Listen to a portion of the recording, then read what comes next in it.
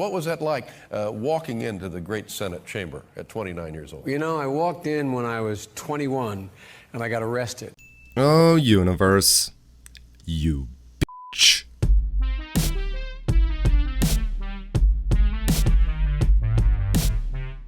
Our next guest is a six-term senator now running as Democratic candidate for president. This is his new book entitled Promises to Keep. Please welcome your senator from the great state of Delaware, Senator Joe Biden. Senator.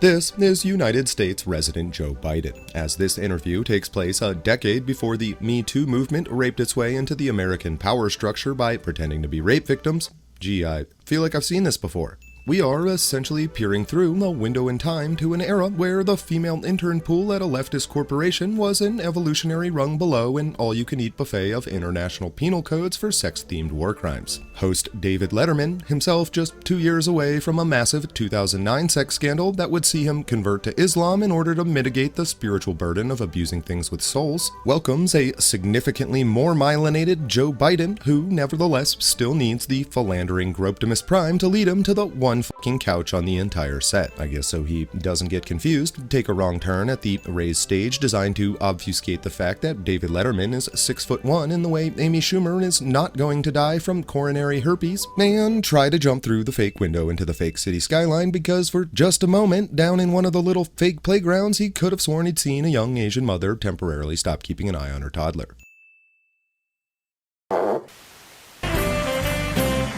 I just caught a glimpse of the two of us walking back to the area, and I thought, wow, this would be a wonderful ticket, you and me. I think I'd be happy to be your vice look president. at how great we look. Huh? I'll tell you what. Masturbating. Now, you know what I didn't realize that when you were first elected senator from Delaware, you were 29 years old. That's right. Holy shit. What was that like, walking into the great Senate chamber at 29 years old? You know, I walked in when I was 21, and I got arrested.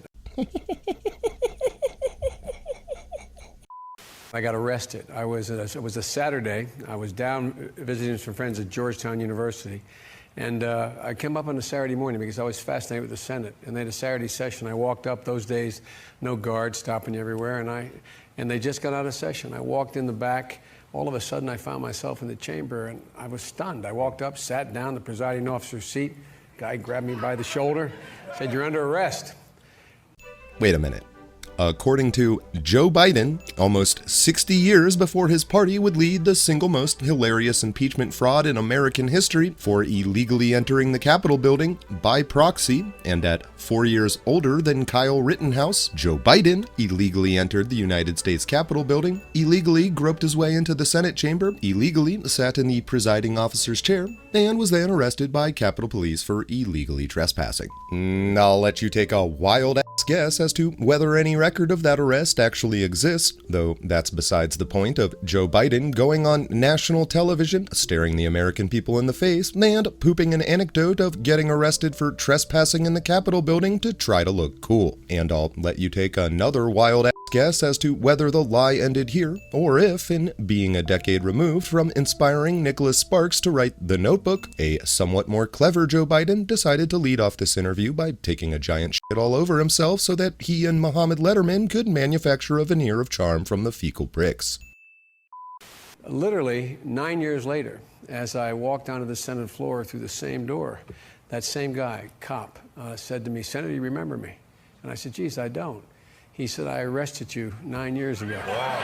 How about You are now being asked to believe that a security guard who couldn't manage to get promoted from bitch duty in 9 years at the same time has a Mensa-level memory, Stanley Kubrick's attention to detail, and a PhD-level understanding of how to play supporting roles in Oscar bait. On top of which, the feel-good character in this story is also the same character who was so incompetent that he led a bumbling Joe Biden tardpocalypse into the Capitol building, through the building, into the Senate chamber, and actually sit down in the presiding officer's chair before he actually noticed and did something about it. Now, I understand this story is a lie, and Letterman goes on to set up Propaganda Part 2, how Biden lost his wife and daughter in a drunk driving accident.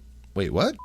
But what I don't understand is why someone who is functioning at least 70% capacity would tell a story where the only two interpretations are that 1, the Capitol Hill police is utterly incompetent, Joe Biden knew this 60 years ago and did nothing about it in 5 decades of leadership, or 2, breaking into the Capitol building is pretty f***ing awesome, and the experience can become a major cornerstone of your future political campaign if you frame it around a youthful interest in freedom and self-governance.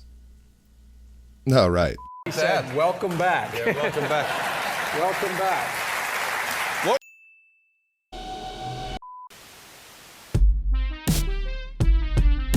That's it for today. If you enjoyed this content, please like, share, and subscribe. And if you'd like to see more of it, consider supporting this channel using one of the links in the description. As always, thank you for watching. I'm John Ward, and until next time, remember, you're a world champion. Don't let your memes be dreams.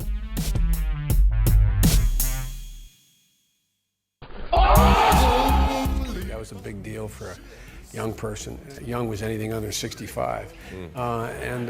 We have an expression in my family. If you have to ask, it's too late.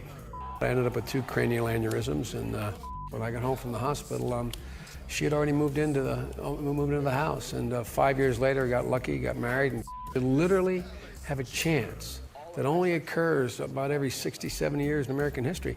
You got a chance to literally change the direction of the world.